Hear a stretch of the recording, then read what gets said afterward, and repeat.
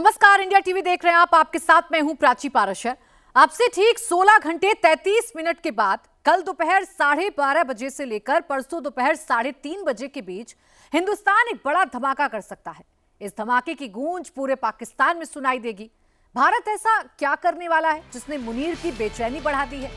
सितंबर के आखिरी हफ्ते में हिंदुस्तान मिसाइल टेस्ट करने जा रहा है। किसी को नहीं पता कि ये मिसाइल कौन सी होगी। क्या ये बैलिस्टिक मिसाइल होगी, क्या ये क्रूज मिसाइल होगी, क्या ये सबसोनिक क्रूज मिसाइल निर्भय की टेस्टिंग होगी? अगले कुछ घंटों में सब क्लियर हो जाएगा। लेकिन आज इंडियन आर्म्ड फोर्सेस ने एक चीज क्लियर कर दी, और वो ये कि बहुत जल्द भारत के पास 10,000 से ज्यादा घातक ड्रोन्स आने वाले हैं।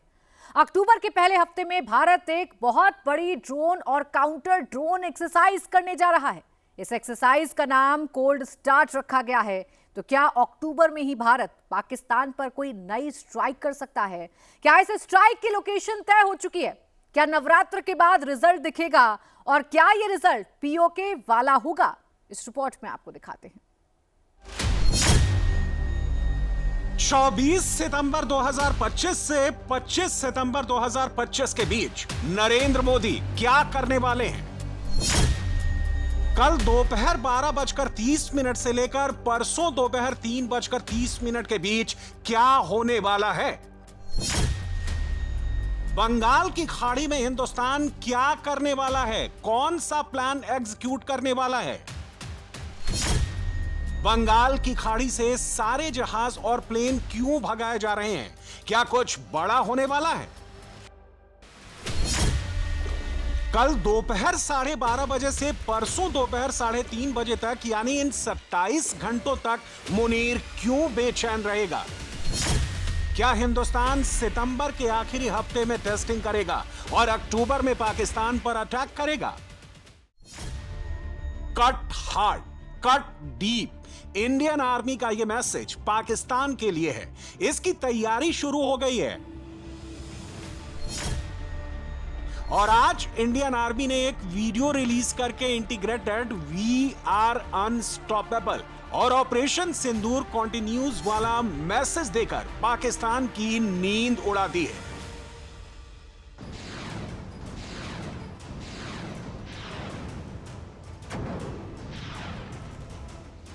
बस कुछ घंटों का वक्त बचा है। बंगाल की खाड़ी में हिंदुस्तान एक बहुत बड़ा धमाका करने वाला है, और इस धमाके की गूंज कराची तक सुनाई देगी।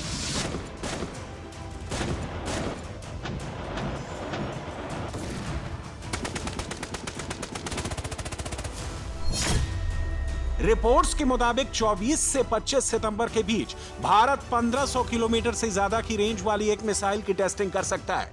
यह बैलिस्टिक मिसाइल भी हो सकती है, क्रूज मिसाइल भी हो सकती है, शॉर्ट रेंज मिसाइल भी हो सकती है।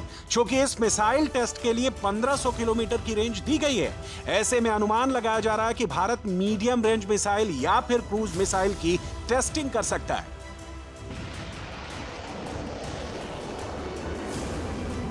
अगर भारत क्रूज मिसाइल की टेस्टिंग करता है तो मुमकिन है कि वो surface to surface subsonic cruise missile Nirbhay की टेस्टिंग हो।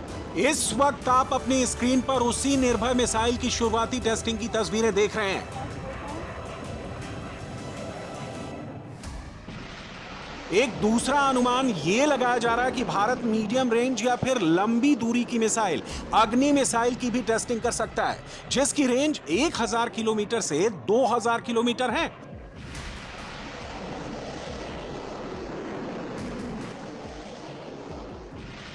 पिछले कुछ हफ्तों में भारत ने 3 मिसाइल्स की कामयाब टेस्टिंग की है।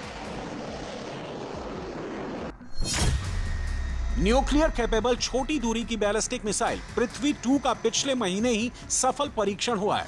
अगस्त के महीने में ही 5000 किलोमीटर की रेंज वाली मीडियम रेंज की बैलिस्टिक मिसाइल अग्नि 5 की कामयाब टेस्टिंग हुई है। इसके अलावा अग्नि 1 की भी टेस्टिंग भारत ने की है। और इस खबर के आने भर से पाकिस्तान में सबके दिल की धड़कनें तेज हो गई हैं। टेंशन इतनी बढ़ गई है कि पाकिस्तानी अभी से कहने लगे हैं, भारत कभी भी हमला कर सकता है।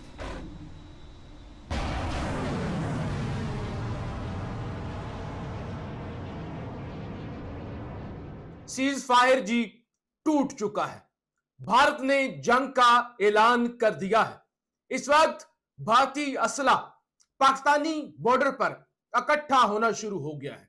200 से जायद मिसाइल, रॉकेट, जंगी जहाज, भारतीय फौज पाकिस्तानी बॉर्डर पर और एलओसी पर तैनात होना शुरू हो गई है। भारत की जानब से आलमी दुनिया को बता दिया गया है कि अब की बार अब हम जो पाकिस्तान के खिलाफ जंग छेड़ने जा रहे हैं, खबरदार कोई मुल्क भी हमारे दरमियान मत आए और किसी किस्म की सालसी करने की कोशिश मत करे। अब की बार हम पाकिस्तान को एक ऐसा सबक सिखाने जा रहे हैं जो पाकिस्तान याद रखेगा। हिंदुस्तान वार करेगा। अभी हिंदुस्तान को पिसपाई हुई है, वो आएंगे और हिंदुस्तान ने कहा हम आएंगे। हिंदुस्तान ने कहा ऑपरेशन सिंदूर खत्म नहीं हुआ, ये दोबारा शुरू होगा, हम तैयारी करके आएंगे। यानी आज से जंग शुरू है, सीज फायर खत्म है। भावलपुर के सेक्टर पर भारत ने 200 से जायद जमीन से जमीन पर मार करने वाले रॉकेट सरहद पर मुंतकिल करना शुरू कर दिए और हमारे जराए इस बात की तस्दीक कर रहे हैं कि राजस्थान में भारतीय फौज की गैर मामूली तैयारियां शुरू हो चुकी हैं। भारत ने जंगी तैयारियां शुरू कर दी हैं, गैर मामूली फौज की नकलो हरकत शुरू हो चुकी है। पाकिस्तान में क्या हो रहा है, ध्यान से सुनिएगा पाकिस्तान से ताल्लुक रखने वाले लोग, कि जब दुश्मन ने जंग का ऐलान कर दिया, पाकिस्तान में क्या हो रहा है। मिसाइल से इंडिया ये साबित करना चाहता है कि हर एक कोना उसके अब रडार पे आ गया है और वो वहां तक हिट कर सकता है। सो अब सवाल ये भी सोशल मीडिया पे कहा है कि यार पाकिस्तान के पास क्यों नहीं है इतने 100 किलोमीटर का। नो डाउट इंडिया के पास भी पाकिस्तान के हर कोने तक रीच है मिसाइल की। तो अब ये जो मिसाइल हैं, क्या इंडिया अगर ये कहता है कि उसकी खित्ते में दुश्मनी पाकिस्तान और चाइना से है, वो रेंज तो कवर हो गई है। ये भारत मुसम्मम इरादा रखता है, पक्का इरादा रखता है, तहिया करके बैठा है, डिटरमिन्ड है, बल्कि इसको मुहावरतन कहते हैं हेल बेंट है कि उसने अपना मकसद पूरा करना है। इस तरफ से खातिर जमा रखें कि उसने जंग करनी है, वो जंग पर तुला हुआ है और उसका मतमा नजर सिर्फ और सिर्फ यही है। इसके अलावा यूं समझिए कि मोदी और उसके साथी और कुछ कर ही नहीं रहे। भाई, भारत ऑपरेशन सिंदूर का तज़किरा इस कदर कर चुका है, इतना ज्यादा कर चुका है कि अगर अगले 2 साल भी वो ना करता रहे तो पिछला ही काफी है। आप गौर करें कि उसका ऑनस्लॉट, उसका हमला डिप्लोमेटिक फ्रंट पे आपको कैसा नजर आ रहा है कि हमारी हुकूमत क्या कर रही है, हुकूमत और उसके हैंडलर्स क्या कर रहे हैं।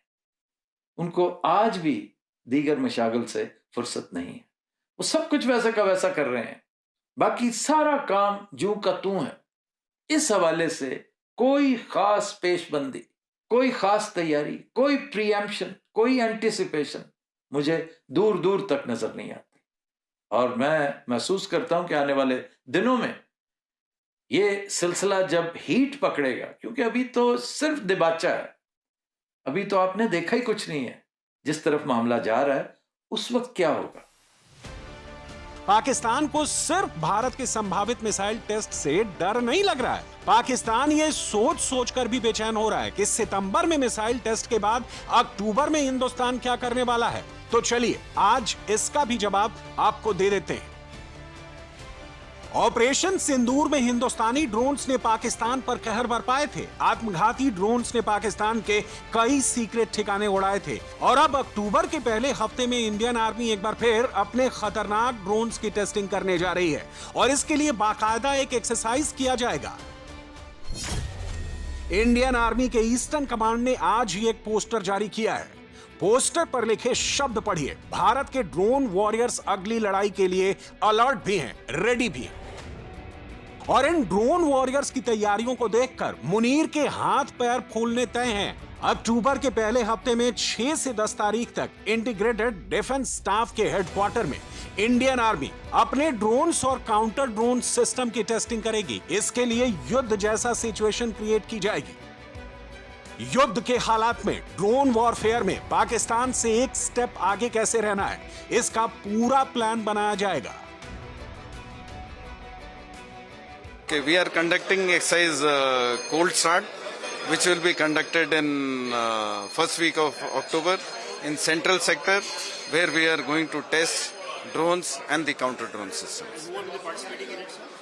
Participating is all three services, industry partners, R&D partners, academia, everyone will be there. अक्टूबर में भारत जो एक्सरसाइज करने जा रहा है उस एक्सरसाइज को कोल्ड स्टार्ट का नाम दिया गया है। और ड्रोन वाली ये एक्सरसाइज क्यों जरूरी है, भारत को इस ड्रोन वाले वॉरफेयर में कैसे आगे रहना है, इसका जवाब खुद Indian army chief general Upendra Dwivedi ने दिया है। क्योंकि भविष्य के युद्ध में हार या जीत का फैसला मैन टू मैन कॉम्बैट से तय नहीं होगा, वो इस बात से तय होगा कि हिंदुस्तान नई टेक्नोलॉजी के मामले में पाकिस्तान की कबाड़ फौज से कितना आगे रहता है, कितना ताकतवर रहता है। Op Sindoor has amply showcased the great positive impact of self-reliant technology. The recent geopolitical environment has also clearly established that strategic autonomy will always be contingent upon Atmanirbharta. Conflicts in recent past have demonstrated that the effectiveness of the unmanned aerial systems and counter-unmanned aerial systems for exploiting the airspace just above the land battle area. An effective management and exploitation of this space, which is known as air littoral, has become an imperative. With persistent presence of the weapon, radar system, then of course small arms, mortars, artillery, US, counter-US, rocket, missiles, and of course the flying platform which are there, this space needs exploitation as well as efficient management, including that of the EM spectrum, that is electromagnetic spectrum. So we need a de novo innovative solution for force application and force preservation in this limited space of air littoral. Indian armed forces drone warfare में पाकिस्तान के Chinese और Turkish drones के खात्मे के permanent solution पर काम कर रही हैं।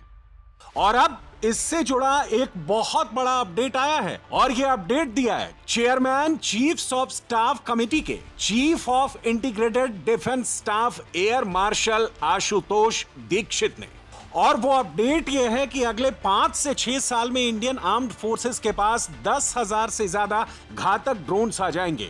और इसकी जरूरत इसलिए है क्योंकि पाकिस्तान भी ऑपरेशन सिंदूर के बाद अपनी तैयारियां मजबूत कर रहा है। ऐसे में भारत के पास एक ही ऑप्शन है कि वो मुनीर की फौज से 2 स्टेप आगे ही रहे। और इसके लिए क्या क्या तैयारी हो रही है, ये खुद उन लोगों से सुनिए जिनकी निगरानी में ये पूरा काम हो रहा है। आज का एक ये इवेंट हो रहा है यहाँ पे PSDCCI के द्वारा, जो कि काउंटर यूएवी, काउंटर ड्रोन और एयर डिफेंस सिस्टम के बारे में ये बातचीत कर रहे हैं। तो सबसे पहले अभी इन्होंने सुबह एक सेशन रखा था जिसमें इन्होंने जो हेडक्वार्टर IDS ने TPCR रिलीज किया है, जो टेक्नोलॉजी का रोड मैप है, उसकी एनालिसिस करके ये बताया कि करीब आगे आने वाले समय में 10,000 से ज़्यादा ड्रोन अगले 5 से 6 साल में होंगे। काफ़ी सारे इंडस्ट्री के लोग आए हुए हैं जो यहाँ पे टेक्नोलॉजी की बातें कर रहे हैं और किस तरह की टेक्नोलॉजी आने वाली है आगे। और हमें ऑप सिंदूर से जो सीख मिली उसके बारे में भी यहाँ बात हुई है और अगले सेशन में भी बात होगी। तो इस तरह से मुझे लगता है कि जो इवेंट है ये काफ़ी अच्छा इवेंट है और इससे इंडस्ट्री को काफ़ी मोटिवेशन मिलेगा काउंटर ड्रोन और एयर डिफेंस के सिस्टम को आगे ले जाने के। सो इस तरह के इवेंट में जो लोग डिफेंस वाले आते हैं, जो फौज वाले लोग आते हैं, वो इंडस्ट्री को आके एटलीस्ट एक्सप्लेन कर सकते हैं कि उनकी रिक्वायरमेंट क्या है, कहाँ पे मिल रही है और कहाँ पे कुछ इवेंट होने वाला है। तो इस तरह से एक तरह का इंटीग्रेशन होता है बीच में एकेडमिया, इंडस्ट्री और फोर्सेस के बीच में। तो उसकी दृष्टि से ये इवेंट बहुत इम्पोर्टेंट है। इंडस्ट्री को हमने बताया है कि हमें किस प्रकार की क्षमता चाहिए काउंटर ड्रोन के क्षेत्र में, क्योंकि आजकल ड्रोन्स की क्या कैपेबिलिटी है हमें उस सब के बारे में मालूम होना चाहिए। ड्रोन्स धीरे धीरे और ज़्यादा स्मार्ट हो रहे हैं, तो इन सब से डील करने के लिए हमारी टेक्नोलॉजी उसके साथ आगे रहनी चाहिए। तो मेन चीज़ है कि हमारे इंडस्ट्री पार्टनर्स को ये बताया गया है कि 2 कदम आगे रहेंगे तो हम इस क्षेत्र में कामयाबी पा सकेंगे। हम एक एक्सरसाइज कर रहे हैं जिसमें ड्रोन्स और काउंटर ड्रोन सिस्टम्स जो हमारे पास हैं उन सबको यूटिलाइज करेंगे। हम R&D डिपार्टमेंट, एकेडमिया और जितने भी वेंडर्स हैं उन सबको बुला रहे हैं ताकि वो आके इसमें अपना योगदान दें, ताकि हम अपने एयर डिफेंस सिस्टम और काउंटर यूएस सिस्टम को पूरी तरह से रोबस्ट बना सके। हिंदुस्तान 2 कदम आगे रहकर पाकिस्तान को पीछे धकेलने वाले प्लान पर काम कर रहा है। इंडियन आर्म्ड फोर्सेस इन दिनों 24/7 वॉर मोड में हैं। इसका मतलब ही यही है कि पाकिस्तान पर अगले स्ट्राइक की घड़ी बेहद करीब आती जा रही है और मुमकिन है कि इस स्ट्राइक की लोकेशन पाकिस्तान के कब्जे वाला कश्मीर हो। जब से रक्षा मंत्री राजनाथ सिंह ने यह कहा है कि बहुत जल्द पीओके भारत में शामिल होने वाला है, तब से पाकिस्तानियों को यही लग रहा है कि मोदी आज नहीं तो कल पीओके पर अटैक का ऑर्डर देने वाले हैं। कई पाकिस्तानी पत्रकार तो मान कर बैठे हैं कि अक्टूबर में ही हिंदुस्तान कोई बड़ी स्ट्राइक कर सकता है। अब ये कहा जा रहा है कि जी भारत जो है वो क्या आजाद कश्मीर पर या पाकिस्तान पर जो है वो कोई नई स्ट्राइक जो है वो करने जा रहा है। ऑपरेशन सिंदूर के हवाले से जब उनसे पूछा गया तो उन्होंने कहा कि जी ये वक्ती तौर पे हमने रोका हुआ है, तो लेकिन अगर जब हमें जरूरत पड़ी तो हम जी इस ऑपरेशन को दोबारा शुरू कर देंगे। लेकिन बहरहाल इस तमाम सूरत हाल के बाद राजनाथ सिंह जो है इन्होंने एक साफ साफ जो है वो एक पाकिस्तान को धमकी लगाई है और इससे अब लगता ही हुआ है कि क्या भारत जो है वो पाकिस्तान पर फिर से हमला करने वाला है। भारतीय वज़ीर दिफा राजनाथ सिंह जो है उन्होंने जी एक नई बढ़त मारी है। सबसे पहले मैं आपको तफसीलात बता देता हूं कि हुआ क्या है। सबसे पहले नाज़रीन कराम जरा आप ये भारतीय अखबार की एक हेडलाइन चेक करें जिसमें लिखा हुआ है कि मैं भी भारत हूं। Rajnath Singh says Azad Kashmir will be our on its own. या डिफेंस मिनिस्टर राजनाथ सिंह हैं जी, उन्होंने जी एक खिताब किया है जिसमें वो बताते हैं कि stated that the Pakistan occupied Kashmir will be a part of India without any aggressive action. यानी कि वो कह रहे हैं जी जो आजाद कश्मीर है पाकिस्तान के पास है वो बिना किसी मुज़ाहमत के जो है वो हम वापस ले लेंगे। तो साथ ही कहा जा रहा है कि जी he mentioned that the people of Azad Kashmir are unhappy and want freedom. यानी कि जी जो आजाद कश्मीर के लोग जो हैं वो पाकिस्तान के साथ जो है वो खुश नहीं है। पाकिस्तानी गवर्नमेंट जो कि इस वक्त है या पाकिस्तानी जो एस्टेब्लिशमेंट है इनके साथ इनके ताल्लुकात जो वो ठीक नहीं आती। उन्होंने कहा कि जी एक तो जी हमारे पास ऑलरेडी जम्मू कश्मीर है उस पर हमारा कब्जा है, तो आजाद कश्मीर जो है उसके लिए हमें लड़ना ही नहीं पड़ेगा। लोग वहां पर जो है वो स्लोगन लगाते हैं, ऐसे ऐसे स्लोगन जो है मतलब उन्होंने साफ साफ इस चीज को आप समझिए कि उन्होंने बदअमनी फैलाने, इसके अलावा बगावत, ये तमाम हरबा जो है वो अब आजमाने की जानब जो है वो जा रहे हैं। और मकसद फिलहाल वो यही नहीं कहता कि मकसद मेरा कश्मीर हासिल करना है, फिलहाल उसकी नजर कश्मीर की सरजमीन पर है। इसलिए इस तरफ से खातिर जमा रखें कि उसने जंग करनी है, वो जंग पर तुला हुआ है। खुली बात है, इसमें दरपर्दा मकासद भी कोई नहीं है। खुलेआम वो कहते हैं कि जनाब हमारा मकसद है कश्मीर, जिसे वो पाकिस्तान ऑक्यूपाइड कश्मीर कहते हैं, गोया पाकिस्तान का मकबूजा कश्मीर। और बकौल उनके ये उन्होंने वापस लेना है। तकसीम में शायद कोई गलती होगी थी, रेड क्लिफ अवार्ड में शायद कोई गलती होगी थी, बल्कि बकौल उनके सख्त ज्यादती हुई थी, तो ये वापस लेना है उन्होंने। यही वजह है कि वो दिन रात अपने वसाइल का, इंटेलिजेंस का बेदरेग इस्तेमाल करते चले आ रहे। पिछले 7 दिनों में पाकिस्तान में लश्कर, जैश और हिजबुल के आतंकी दोबारा एक्टिव हुए हैं। मुनीर ने कई आतंकियों का बेस केपीके में शिफ्ट कर दिया है, लेकिन पीओके में अभी भी आतंक के कई अड्डे मौजूद हैं और उन्हीं अड्डों की तबाही का इंतजाम हिंदुस्तान कर रहा है।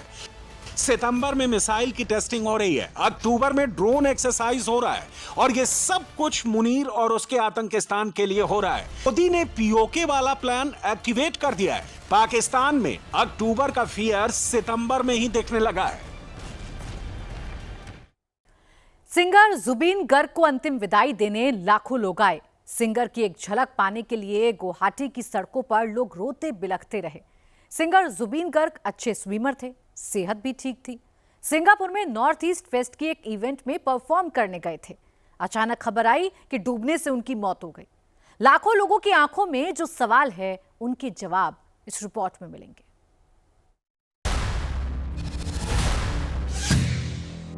सिंगर जुबिन गर्ग के 2 पोस्टमार्टम क्यों हुए? सिंगापुर की पोस्टमार्टम रिपोर्ट में क्या मिला? गुवाहाटी में दोबारा पोस्टमार्टम कराने की जरूरत क्यों पड़ी? क्या जुबिन गर्ग की मौत एक हादसा है या गहरी साजिश? सिंगर जुबिन गर्ग की मौत एक बड़ी कंट्रोवर्सी में बदलती जा रही है। फैंस पूछ रहे हैं कि 19 सितंबर को सिंगापुर में क्या हुआ। जुबिन गर्ग स्कूबा डाइविंग के लिए जब गए थे तो बिल्कुल फिट एंड फाइन थे, फिर अचानक क्या हो गया? क्या जुबिन गर्ग के साथ सिंगापुर में कोई साजिश हुई? क्या स्कूबा डाइविंग के दौरान उनके साथ कुछ गलत हुआ? स्कूबा डाइविंग में कई लोग गए थे, फिर जुबिन के साथ ही ऐसा क्यों हुआ? सिंगर जुबिन गर्ग अभी सिर्फ 52 साल के थे। वो संगीत की दुनिया में अपना मुकाम बहुत तेजी से बना रहे थे। हिंदी फिल्म इंडस्ट्री से लेकर रीजनल भाषाओं में जमकर गा रहे थे। देश और विदेश में उनके फैंस अक्रॉस द रीजन और अक्रॉस द लैंग्वेज थे। उनकी आवाज एक नहीं 4 जनरेशन को अपने जादू में बांधने वाली थी। यही वजह है कि उनके अंतिम संस्कार में हर उम्र और हर कल्चर के लोग पहुंचे। करीब 15 लाख लोगों ने अपने पसंदीदा सिंगर को आखिरी बार विदा किया। उनकी नम आंखों में एक ही सवाल था, सिंगापुर में स्कूबा डाइविंग के दौरान क्या हुआ? कल रात 2 बजे से हम इधर रुका है, 2 बजे से रुका है जुबिन को लास्ट टाइम देखने के लिए। हमारा आंसू में ऐसे 2-3 दिन हमारा खाना पीना भी हम लोग नहीं खाया है। हमारा जुबिन हार्ट में है, हार्ट में रहना पड़ेगा। और जुबिन गर्ग का एक जो डेड हुआ है सिंगापुर में, थोड़ा हमारा डाउट भी है। असम गवर्नमेंट के लिए हम लोग पूरा एक इन्वेस्टिगेशन, बहुत अच्छा इन्वेस्टिगेशन हम लोग चाहिए, क्योंकि हमारा पूरा डाउट है ये जुबिन गर्ग इससे डेथ नहीं हो सकता है। इसलिए असम गवर्नमेंट के लिए हमारा एक रिक्वेस्ट है, ये अच्छा तरह से एक इन्वेस्टिगेशन करके ये सच्चाई क्या है यह हम लोग जानना चाहिए। सिंगापुर में 20 सितंबर को नॉर्थ ईस्ट फेस्टिवल था। सिंगर जुबिन गर्ग उसी में परफॉर्म करने वहां गए थे। किसी ने नहीं सोचा था कि वो इस तरह लौटेंगे। 19 सितंबर को जुबिन गर्ग ने सिंगापुर में वाटर एडवेंचर में हिस्सा लिया था। अपने ग्रुप के 7-8 साथियों के साथ जुबिन गर्ग यॉट से एक आइलैंड पर गए। उनके साथ उनके ड्रमर शेखर और सिद्धार्थ भी थे। कई लोगों ने वहां स्कूबा डाइविंग की थी। डाइविंग के दौरान सबने लाइफ सेविंग जैकेट पहनी थी। रिपोर्ट्स के मुताबिक सिंगर जुबिन गर्ग ने लाइफ सेविंग जैकेट नहीं पहनी थी। जुबिन गर्ग की अंतिम विदाई में पहुंचे फैंस यही बात जानना चाहते हैं कि जब सबने लाइफ सेविंग जैकेट पहनी थी तो जुबिंदा ने लाइफ सेविंग जैकेट क्यों नहीं पहनी? क्या जानबूझकर ऐसा किया गया? क्या इसी में गहरी साजिश के राज छुपे हैं? सिंगापुर के हॉस्पिटल ने जुबिन गर्ग का डेथ सर्टिफिकेट भेज दिया है। इसमें बताया गया है कि सिंगर की मौत डूबने से हुई है। सवाल उठता है कि जहां 8 से 10 साथी स्कूबा डाइविंग कर रहे हो, वहां सिर्फ एक ही शख्स कैसे डूब सकता है? सिंगर जुबिन गर्ग की 19 सितंबर को इस सिंगापुर में मौत हो गई थी। ऐसे में स्कूबा डाइविंग के दौरान की सच्चाई या तो इवेंट मैनेजमेंट करने वाली टीम जानती है या वहां मौजूद लोग। असम सरकार ने सिंगर जुबिन गर्ग की मौत का केस सीआईडी को सौंपा है। सीआईडी ने वहां से मिले दस्तावेज अपने कब्जे में ले लिए हैं। हेमंता सरकार ने इस मामले में दर्ज सभी एफआईआर सीआईडी को सौंपने का आदेश दिया है। ऐसा जांच में तेजी लाने के लिए किया गया है। अब सीआईडी की एक टीम जांच के लिए सिंगापुर भी जा सकती है। जुबिन की मौत के बाद गुवाहाटी में उनके मैनेजर सिद्धार्थ शर्मा और इवेंट मैनेजर के खिलाफ एफआईआर दर्ज हो चुकी है। सिंगर जुबिन की पत्नी गरिमा सैकिया ने पर्सनल मैनेजर और इवेंट मैनेजर के खिलाफ दर्ज एफआईआर रद्द करने की मांग की है। सिंगर जुबिन की जिस तरह से स्कूबा डाइविंग के दौरान मौत हुई, उससे उनकी पत्नी गरिमा गहरे सदमे में हैं।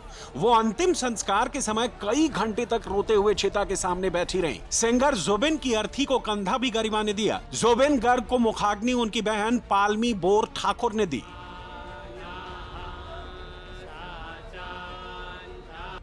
असम की हिमंता सरकार जुबिन गर्ग के फैंस की डिमांड पर हर जांच कराने को तैयार है। गुवाहाटी में उनका दूसरी बार पोस्टमार्टम कराया गया। ऐसा तभी कराया जाता है जब मौत रहस्यमय परिस्थितियों में हुई हो। जीएमसीएच यानी Guwahati medical college and hospital में डॉक्टरों के पैनल ने जुबिन गर्ग का दोबारा पोस्टमार्टम किया। उनका विसरा सुरक्षित रख लिया गया है। पहला पोस्टमार्टम सिंगापुर में हुआ था। I myself is a big fan of Zubin, and I personally feel that he should be above controversy. The way, because the post-mortem report cannot be better than Singapore in Guwahati, because they are technically much better place than Guwahati.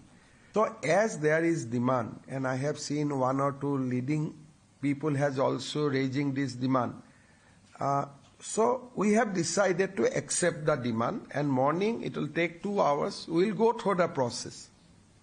And his family also consented. His wife, I discussed with his wife through Pavitra, and the family has also said that okay, let it be done. We have no problem.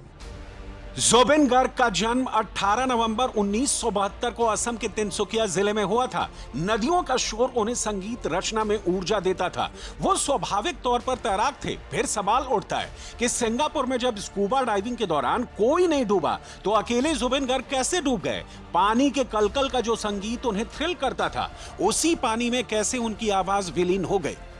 Much गए हैं असम में, तो हम इस दौरान क्या बोल पाएंगे ये भी हमें नहीं पता है।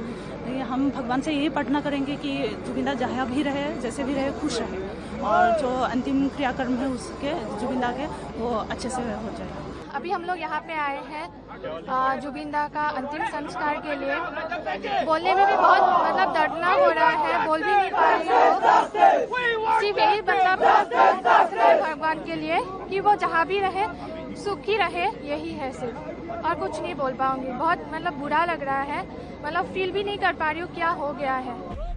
फैंस के सवालों का जवाब तो तभी मिलेगा जब दोनों पोस्टमार्टम रिपोर्ट आएंगी, मगर समंदर में स्कूबा डाइविंग के दौरान जो हो सकता है वो जान लीजिए।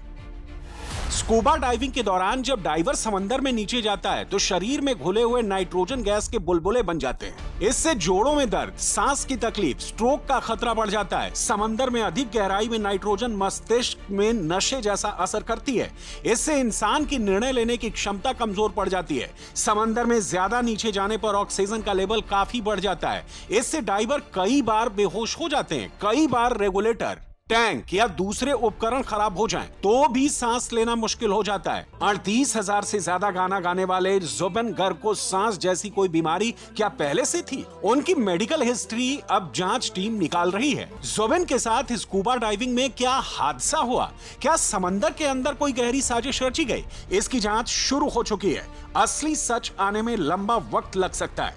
उनके लाखों फैंस रो रहे हैं, सवालों के जवाब मांग रहे हैं। क्या बोलोगे, बोलने के लिए कुछ भाषा ही नहीं है। हम लोग का जो हार्ट है ना, वो हार्ट एक से निकाल गया, तो क्या है बोलेगा, बोलने के लिए कुछ शब्द नहीं मिला हम लोग को। हम लोग यही बोलेगा जो जहाँ में हो तो शांति से रहेगा, अच्छा से रहेगा, हम लोग के लिए और अच्छा इंसान था। हम क्या बोलेगा, कुछ नहीं। सिंगर ज़ुबिन गर्ग इससे पहले भी सिंगापुर में बाल बच गए थे। एक इवेंट के दौरान उन्हें दौरा पड़ गया था। तब दोस्तों ने फौरन अस्पताल में उन्हें भर्ती करा दिया था। सिंगापुर जनरल हॉस्पिटल में उन्हें 2 घंटे तक आईसीयू में रखा गया था और उनकी जान बच गई थी। इस बार किस्मत ने धोखा दे दिया। समय पर दोस्त भी अस्पताल नहीं ले जा पाए। दुनिया को अपनी आवाज से झुमाने वाले लाखों फैंस को रुलाकर चले गए। बॉलीवुड के चर्चित सिंगर अनु मलिक, जिनके साथ ज़ुबिन गर्ग ने काम किया था, उन्होंने ज़ुबिन की सेहत पर बड़ा खुलासा किया है। अनु मलिक का दावा है कि सिंगर ज़ुबिन को दौरे आते थे। उन्होंने डॉक्टरों से सलाह मशविरा करने और इलाज कराने की सलाह दी थी। ज़ुबिन की पत्नी ने भी माना है कि उन्हें हेल्थ प्रॉब्लम थी। हालांकि इस पर ज़ुबिन के घर वालों का कोई रिएक्शन सामने नहीं आया है। उनके लाखों फैंस इस पर किसी की बात सुनने को तैयार नहीं है। वो सिर्फ इतना चाहते हैं कि उनके चहेते सिंगर की मौत मिस्ट्री बनकर ना रह जाए। सच सामने आना चाहिए। क्या बॉलीवुड से टॉलीवुड और असमिया फिल्म इंडस्ट्री तक तेजी से बढ़ते ज़ुबिन गर्ग की किसी से दुश्मनी थी? उनके परिवार ने इस बारे में अभी तक कुछ नहीं कहा है। रिपोर्ट्स के मुताबिक ज़ुबिन गर्ग विद्रोही स्वभाव के थे। उनके गानों में परंपराओं से विद्रोह की झलक मिलती है। ज़ुबिन गर्ग की असमिया संस्कृति के संरक्षक एक्स होम साहित्य सभा से नहीं बनती थी। कई मौकों पर उनसे टकराव हो चुका था।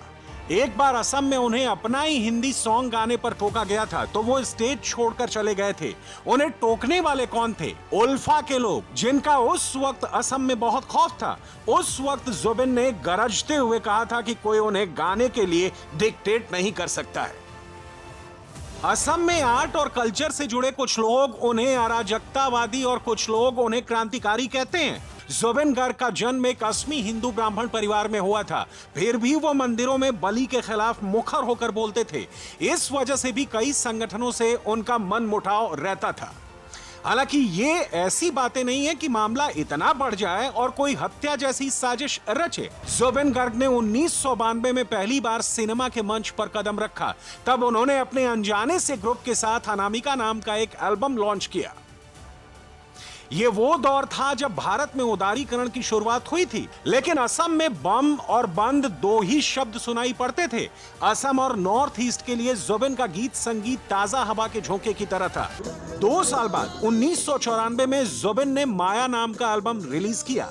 इस एल्बम ने समूचे नॉर्थ ईस्ट में तहलका मचा दिया। उनका नाम हर एक की जुबान पर छा गया।